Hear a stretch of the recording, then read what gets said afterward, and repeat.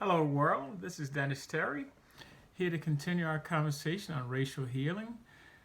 In this segment, I'll deal with the educational system in our nation. The public schools, private schools, a little bit differently. They run differently than the public school system, especially as far as funding is concerned.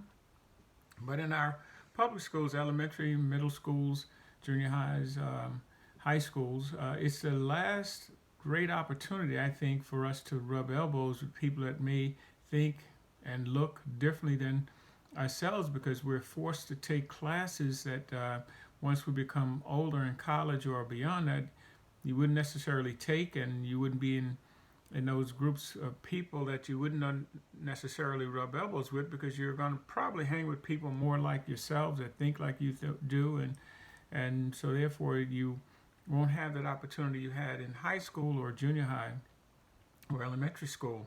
Schools are funded through a tax base, and we're talking about schools across the country that are given the task of educating, and every student should have the same equal opportunity to get educated. Now, it's true that not every kid has the same academic ability, but you can afford each kid the same opportunity.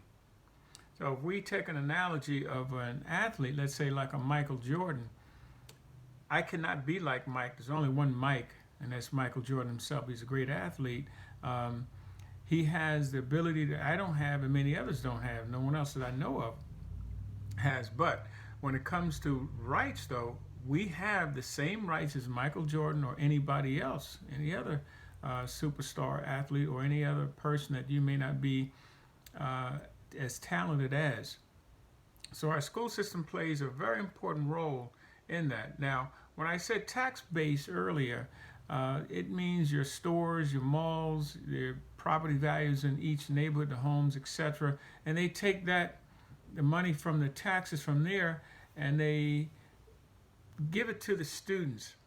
So I'm going to use an analogy by saying that our federal government should enforce that everybody gets an equal education, which is guaranteed in the 14th Amendment, but they may not be able to enforce the example I'm going to give you because usually education will fall on the state, all right, more so than the federal government. And so you don't want to infringe upon state rights. And so I'm going to say it as a state. If let's say you have 1 million students to be educated, and you have $1 million in which to educate them. If you divide that out, that's $1 per student, no matter where they live. Each student then will get the same equal opportunity to be educated. And I keep stressing the word equal opportunity. We know that we're not all equal as far as talent, and I showed you the example with Michael Jordan, but all of us are guaranteed equal opportunity as anyone else, no matter what your talent level is. And so if you had $1 per student, that would take away from poor students versus wealthier students and poor neighborhoods versus wealthier neighborhoods. Everybody would have the same opportunity. When you leave college as a teacher, you want to get the best possible job, paying the best possible salary, and I don't blame you. I taught, and I understand that you want to make the most of your ability financially.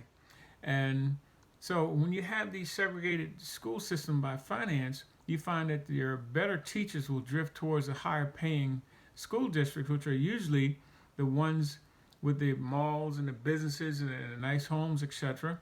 And therefore, those students get a better education than the students, let's say, in another school district where they don't have as many of the resources, financial resources, to tax malls and nice homes and businesses and things of this nature. So by dividing the money that's allotted for education, each person will get the same opportunity. Now, let me give you an example of what I'm talking about as far as not dividing it out. So let's take if you have a county. Now, I understand that certain counties in this nation control the whole school district, but there are other school districts where you have a county and you have many school districts in that county, and each school district determines the budget and how much they're going to spend per kid, etc. So let's take one of those situations. If you have a major highway running through a county, and let's say they're both of the school districts, I'll call them school district A and school district B, use the same exit, okay, off the expressway. They're just across the street from each other, meaning from the major highways. One living on the north side of the highway, one living on the south side of the highways. So let's assume school A on the south side of the highway is a poor neighborhood, okay? It's predominantly minority. They don't have the tax base from the stores and the malls and the homes, etc. Then you take another one right across the same highway using the same exit. We'll call it School District B. They have malls, they have stores, they have beautiful homes, etc., and their tax base is higher. Well, when that school teacher leaves college and goes to School District B, paying a higher salary, and is a better teacher, what's left behind are those teachers that didn't get the job in a better school district, may not be as equipped or well qualified or as talented as the others. They go to a poorer neighborhood, and when they go to that poor neighborhood school, they get hired, okay, and as a result, they may not be as talented as the ones across the street, and their kids now aren't getting the same sort of education. Well, how does that impact those kids?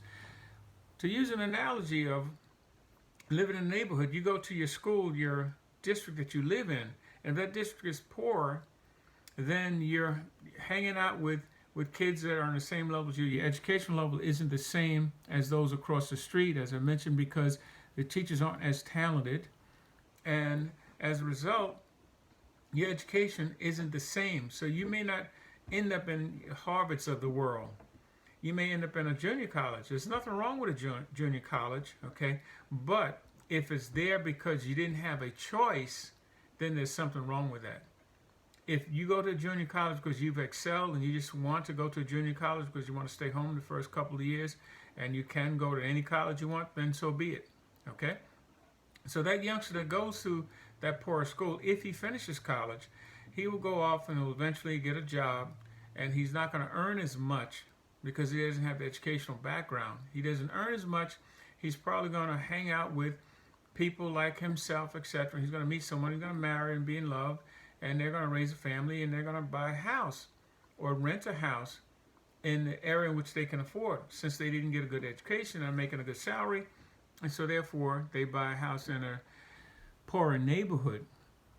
And buying a house in a poor neighborhood, their children will get the same education that they got. So the poor gets poorer. While across the street, in that wealthier neighborhood, you'll find that they have more things to offer, and that kid has gotten a better education. So that kid may be on track for Harvard or Yale as a result. And by going to Harvard or Yale, he or she gets a better education, will land a better job, and probably meet someone like themselves, and they end up getting married, having children. They buy a house or rent a house in a wealthier neighborhood, and so therefore their cycle keeps going. So you see, the rich get richer and the poor gets poorer. Okay, another area where I feel that we can make a difference in teaching is sometimes we mislabel students. We mislabel students as a behavioral problem, okay?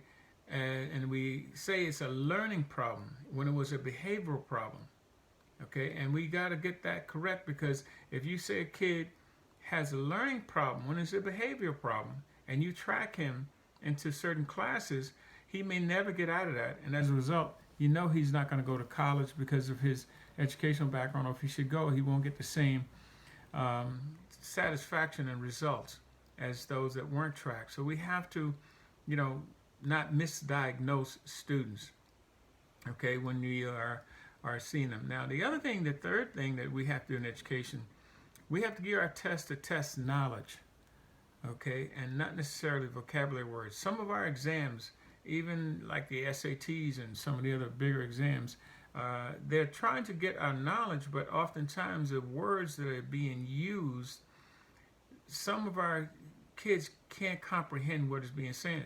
So it doesn't mean that they are not intelligent, it's just that they didn't understand the meaning. There's some street language that some of our youngsters use, and to be honest with you, I won't have a clue what they're saying. They know what they're saying, but I won't have a clue. When I was in high school and college, I could say certain things, okay, to people, and they would know what I was talking about. So that didn't make me less intelligent. It's just that I wasn't acting the way in which I understand. Now I understand that it's important to understand vocabulary and know the meanings of it, etc., and to use it because this is the society we're in. But test intelligence also.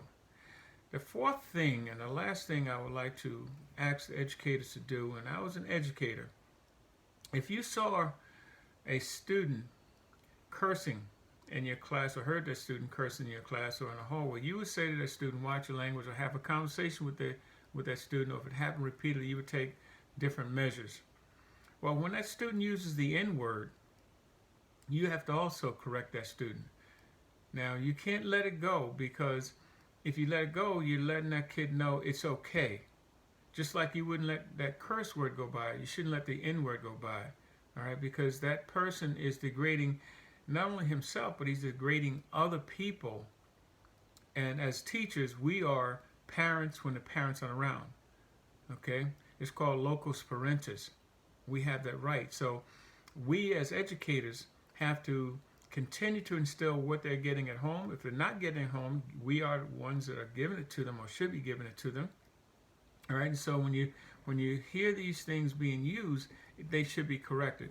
Now that leads me into the next category, which is the N-word also, but talking to more so adults or teens more so than the younger ones, the use of the N-word. I personally feel is wrong.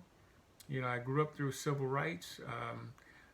My father was a sharecropper, so I know what it's like to be told your place and this and the other, and I know the history of the word.